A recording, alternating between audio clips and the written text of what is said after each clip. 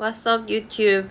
Today I will introduce eilif screen of IKEA, and I don't know, I took this video with the description and I just took this video for your information because before I bought the screen I couldn't find any information and any reviews of eilif screens, so I will show you the outfit and I will conduct some experience of screening sound.